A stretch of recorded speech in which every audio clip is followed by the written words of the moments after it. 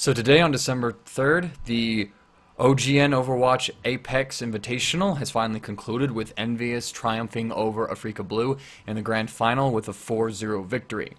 This follows up after many of us, including myself, discounted Envious, and having said that once TailSpin, the former DPS player for the team, had left the roster abruptly in the middle of the tournament with like less than a week before their match, or within a week, we thought that Envious was going to be out. We thought that there was no way they're going to be able to prepare for it, and yet, lo and behold, we're in this world now where Envious has finally won their first LAN victory.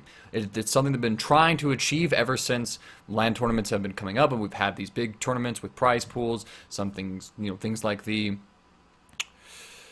Gamescom, for example. That's the very first one, actually.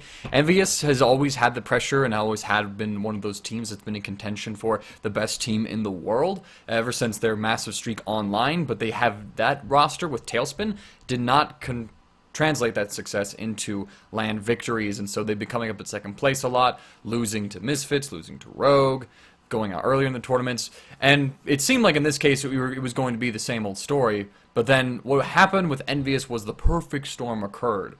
Now, I think that there's been a few memes on the competitive Overwatch subreddit, I don't know how recently, but when TailSpin departed and once Envious started to secure wins, people could make the joke of TailSpin was the problem the entire time. That's a narrative that I don't like, because it's targeting only one factor that happened through an onslaught of factors that changed over the course of this tournament. It also disregards the state of some of the other teams that were going into this tournament as well. As well as also just like it discludes how close some of these actual matches were. And I don't want like how dominant Envious was in the grand final to overshadow and to make us forget how difficult of a road that they almost had and how they almost weren't here at this final to begin with, as well as all the other various things that happened. So I made a video before talking about how the TailSpin departure was going to be an incredibly bad move for the team.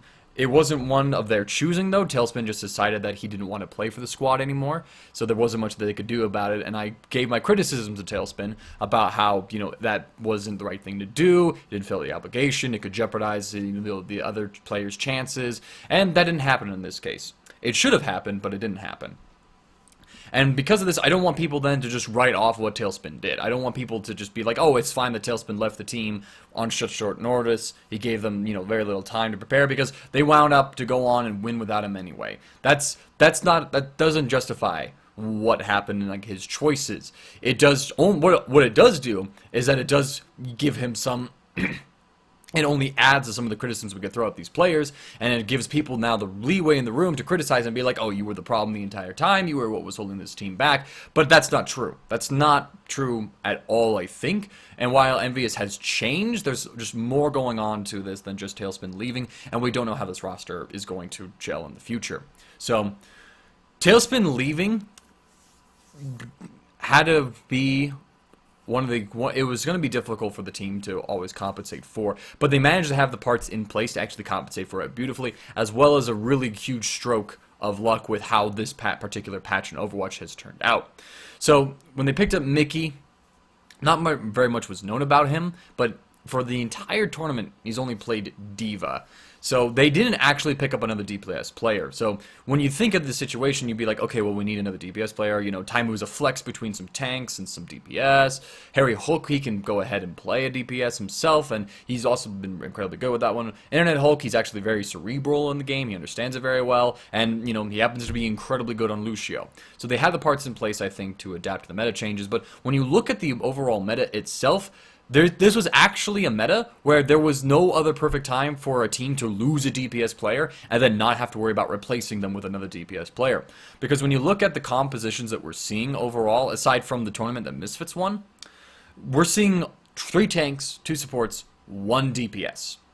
So let's go through everything that's in this current meta. So the standard composition is Roadhog, D.Va, Reinhardt, Ana, Lucio, Soldier. That is standard, and if you look throughout the entire tournament, regardless of the map, regardless of the game type, Envious was basically always playing this composition. This is what they were winning with.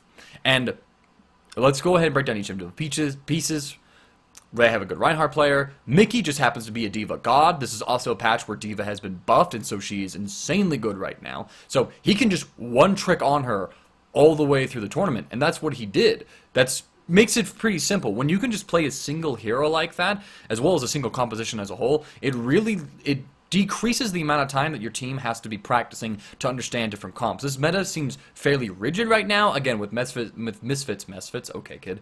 With Misfits winning, using, running like triple DPS compositions, we're maybe seeing that there is some potential for flexibility, but we don't know how much of it is just them able to brute force that strategy, and if that's going to work against better competition. Which I think OGN had some of, but then we'll also have to talk about some, how the brackets were drawn out. Because that's important to the storyline for Envious as a whole. Now, so Mickey can just one-play D.Va. He can just one-trick D.Va throughout the entire tournament because, hey, she just got buffed. Hey, she's really strong on this patch. And, hey, she shuts down, like, the one DPS hero that's pretty good right now, and that would be Soldier 76. So you can just play him on that, and now you don't have to worry about making him, like, okay, what are you comfortable on? How are you going to juggle heroes around? It's just, Mickey, play D.Va, do you. You can just do that, and that relieves so much as far as stressing and making this new player fit within the team. That alleviates a lot of the workload that otherwise would have gone in to acclimating a new player to the roster. That, also with there only being a single comp, and there being one combination or a couple combinations of ultimates and abilities to practice on, it really does streamline the whole process for them.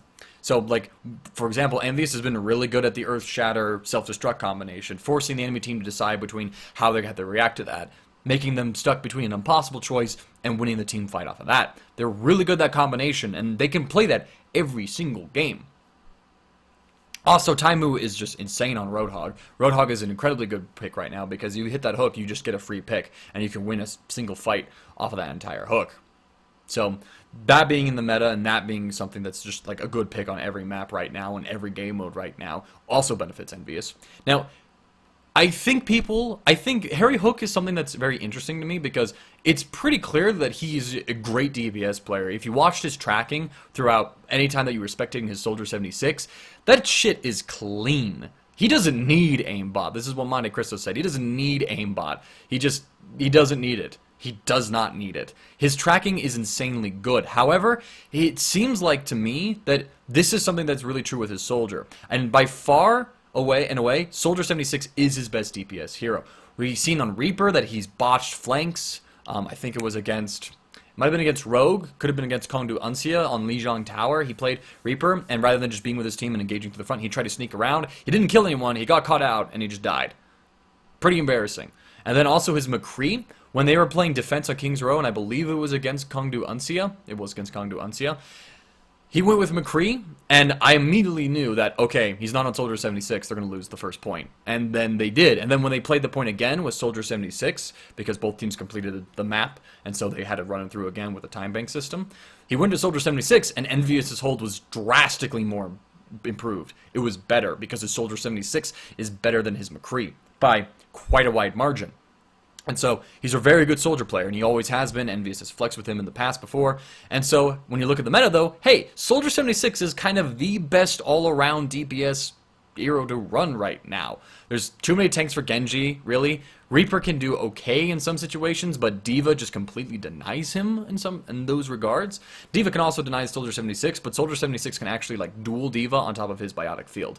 As well as just, if he gets in front of her, she can't defense matrix him. And he can then just view down with his long range with attack visor, for example. What else is up with this meta right now? Pharah, too many tanks. Roadhog can hook her out of the sky. Soldier 76 is very strong right now. And Anna, with those two heroes in play, she's just not going to be able to fly around a whole lot. As well as the fact that Mercy isn't played a whole lot in competitive play currently. I think a few teams are doing it, but within the OGN meta, we rarely saw any Mercy.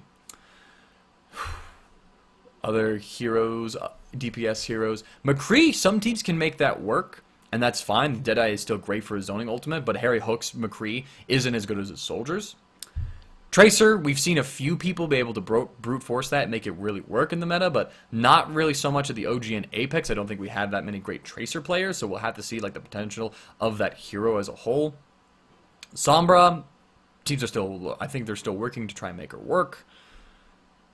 And then Genji, there's just a lot of tanks. Of course, the Nano Blade, we saw Arhan in the final make some incredible plays on Genji, and perhaps if his team was better organized, better suited, they probably could have won a few games that they probably should have won anyway. But so Soldier all right now, though, I think it's safe to say that he's also being buffed as well, so that he can destroy Reinhardt shields very quickly, and that he just is able to kill so many things very quickly. He's in a very good spot. Soldier's in a good spot, and he's the only DPS hero that you can really consistently play. This is perfect for Harry Hook. This is perfect for Envious, who has a Soldier player like Harry Hook.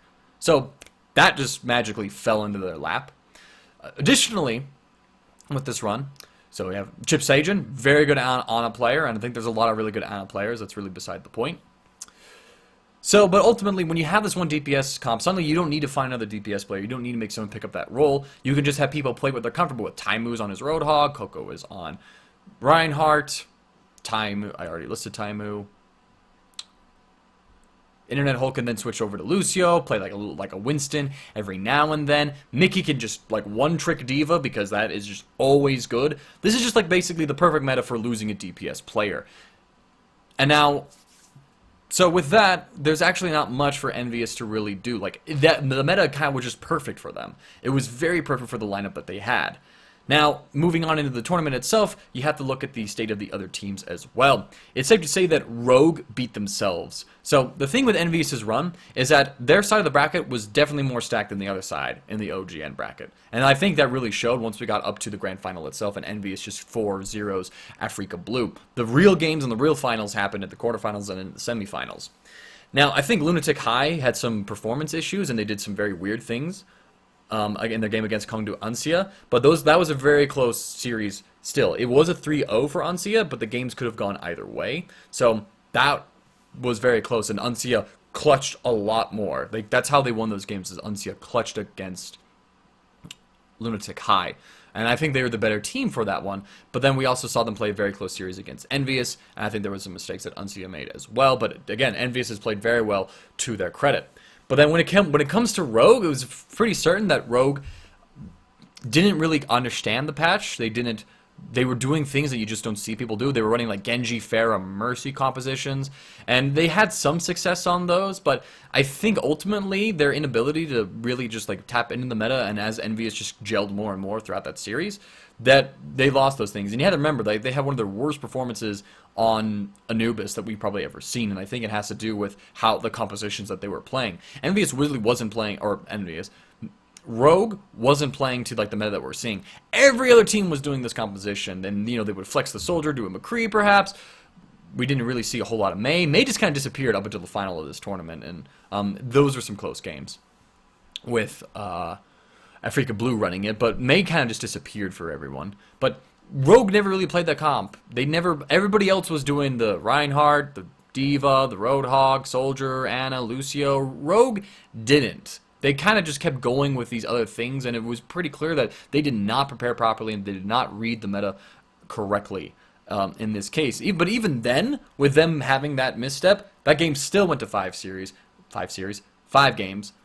2 of those were settled in an overtime match, sudden death on 1 point of Li Zhang. And Rogue won one, and Envious won the other. So that was still really close. Envious almost got eliminated at the quarterfinals. Envious almost got eliminated at the semifinals of this tournament. It's not like this roster came together and suddenly Envious was the super dominant team that everyone was expecting them to be when the LANs first started out. They just crushed through everybody. They're undoubtedly the best team in the world. They could have lost some of these series. They could have lost some of these series against some teams that weren't on the best form. They misunderstood the meta. They weren't performing within expectations. Envious had a very lucky side, and if they got through this side of the bracket, then with the lack of competition that was there in terms of just like the competitive skill level of the other teams, the final was going to be an easy win for them, and it was. So with the meta being a case where losing a DPS player doesn't hurt you at all, you can basically play a single composition on every map, meaning that you don't have to juggle around trying to learn all these different compositions within a week. You can just practice one composition that, hey, just also happens to be probably what is the best well-rounded composition for the competitive meta currently, that lets people just play really strong heroes and abuse those strengths to their advantages. Envious had the perfect storm. This move from TailSpin should have been the downfall of Envious. It should have been their ticket out from the quarterfinal. But with Rogue misreading the meta, with the meta being incredibly favored for the current circumstances that Envious found themselves in, as well as just the other state of the teams themselves, Envious had the perfect storm, and they got the first LAN win. And now the legacy of TailSpin is going to be incorrectly labeled in my eyes as he was the problem the entire time.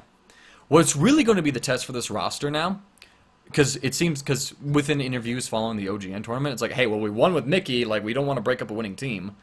It seems like they're going to keep Mickey. We're going to see them at MLG in Las Vegas in a couple of weeks.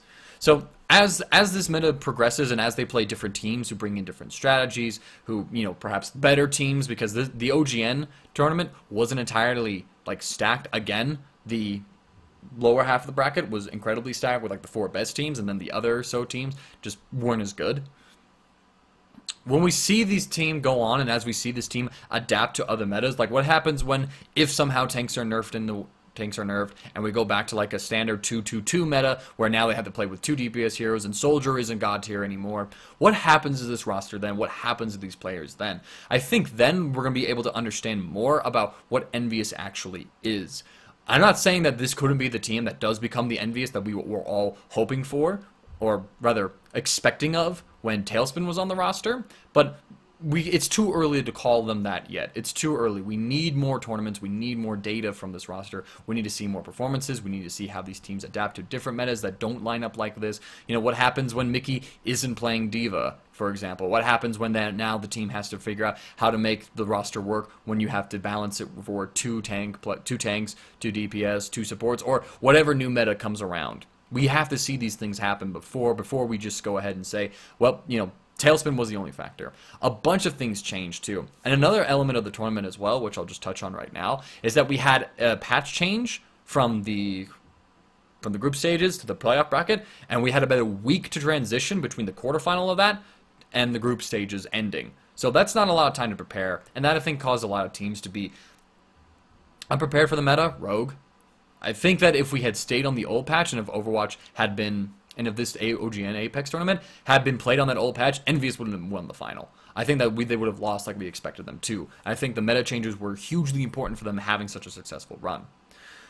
And so this is another conversation about how Blizzard needs to be providing tournaments with a tournament realm so that we don't have these inconsistencies, because when you change patches between a group stage and a playoff bracket and you don't have a lot of time to prepare for it, it does lower all the overall competitive level of the tournament itself, because teams aren't going to be as prepared for it. You competed on a completely different game and got ranked by that one, and then that's, with the game changing, those rankings are no longer indicative of how good your actual team is, and I think Envious is the ultimate showcase of that. So I want to see more of this Envious lineup. Of course, they played very well at this tournament. I'm happy to see them, that they finally had some success. And it's a very cool storyline. Everybody was, including myself, was like, well, they're done. Enjoy the free win, Rogue. And then Envious powered on through and they won their first LAN tournament. It is a pretty cool storyline.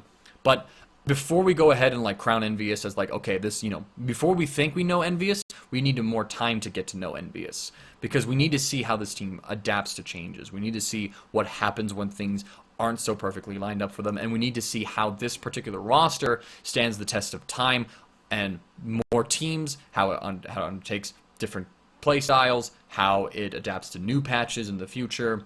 We need to see these things happen before we can really be sure about what happened with Envious and what their future is going to look like.